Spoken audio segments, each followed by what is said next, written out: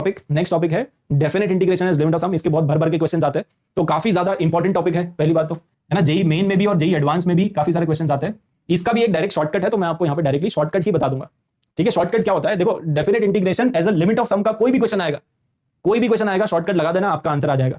Shortcut क्या होता है? शॉर्टकट ये होता है कि आप सिग्मा को रिप्लेस करो इंटीग्रेशन के साथ, r बाई एन को रिप्लेस करो x के साथ, 1 बाई एन को रिप्लेस करो dx के साथ। बस इतना ही करना है। ठीक है, तो इतना आप करोगे तो बेसिकली आपका आंसर आ जाएगा।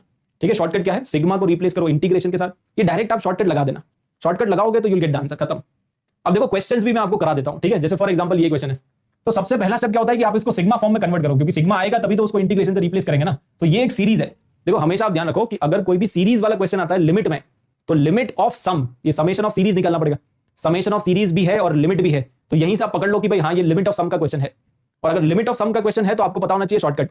शॉर्टकट अगर आपको पता है तो आपसे दुनिया का कोई भी क्वेश्चन हो जाएगा। तो सबसे पहला स्टेप क्या होता है कि इसका जनरल टर्म बताओ।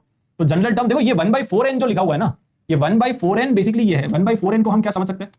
1/4n जो है उसको आप बेसिकली समझो n+3n, है ना, n+3n। तो नंबर ऑफ टर्म्स कितने हैं? यहां पे हमने स्टार्ट किया n+0 के साथ, तो n+0, n+1, n+2, n+3n तक अपने को जाना है। ठीक है, तो ये बेसिकली आपकी सीक्वेंस है। वहां पे जो 4n आपको दिख रहा है ना, वो एक्चुअली n+3n है ये। तो जनरल टर्म क्या बनेगा इसमें? और limit n tending to infinity है, तो इसमें जनरल टर्म बनाओ और इसको सिग्मा फॉर्म में रिप्रेजेंट करो। तो अगर मुझे सिग्मा फॉर्मेट में रिप्रेजेंट करना है, इसी क्वेश्चन को बस रिप्रेजेंट करो सिग्मा फॉर्मेट में, तो ये आ जाएगा n+r। मैं ऐसा लिख दूंगा ना, यहाँ पे n+0 है, फिर n+1, फिर n+2 एंड सिग्मा लगा दो। तो r इज गोइंग फ्रॉम 0, है ना, r का वैल्यू 0, फिर r का वैल्यू 1, फिर r का वैल्यू 2, लास्ट में r का वैल्यू है 3n।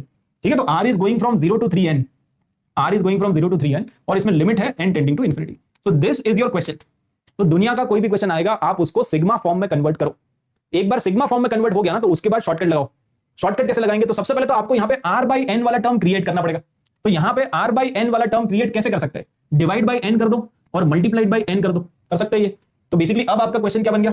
अब आपका क्वेश्चन बन गया limit n tending to infinity, और यहाँ पे है sigma r is going from 0 to 3n, और यहाँ पे आ जाएगा 1 + r/n, और दिस है ना, एक तो ये है, और मल्टीप्लाइड बाई 1/n, ये 1/n दिख गया। अब शॉर्टकट लगा दो। तो ये जो शॉर्टकट है, शॉर्टकट देखो क्या है? शॉर्टकट ये है कि जो सिग्मा है वो इंटीग्रेशन में कन्वर्ट हो जाएगा। जो r/n है उसको रिप्लेस कर दो x के साथ, तो 1 + x, है ना, r/n विल बिकम x और 1/n विल बिकम dx। तो ये जो 1/n है उसको आप बना दो dx। ठीक है, और यहां पे जो सिग्मा की लिमिट है उससे आप डिसाइड करोगे कि ये इंटीग्रेशन की लिमिट क्या आएगी, है ना। तो लिमिट निकालने का मेथड ये होता है कि r is going from 0 to 3n। देखो लिमिट्स आप ऐसे डिसाइड करोगे, है ना, मैं आपको करके दिखा देता हूं। तो r is going from where to where? r is going from 0 to 3n। ठीक है, r is going from 0 to 3n। अब इसको n के साथ डिवाइड कर दो, तो n के साथ डिवाइड करोगे तो ये 0/n 0, यहां पे आ जाएगा 3, और r/n क्या है? x है। तो x का लिमिट क्या आएगा?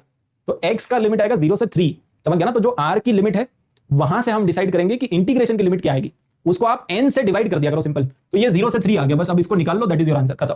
तो इंटीग्रेशन करना तो आपको आता ही है, तो कौन सा आंसर आएगा, है ना। तो ln 1 + x आ जाएगा इंटीग्रेट करने के बाद, ln 1 + x, और यहां पे लिमिट आप सब्स्टिट्यूट कर दो, तो 3 और 0, तो अल्टीमेटली ये बन जाएगा ln 4 आ जाएगा। ठीक है, ln 4 आ गया, तो ln 4 मतलब option C is the answer. समझ गया शॉर्टकट कैसे लगाते हैं?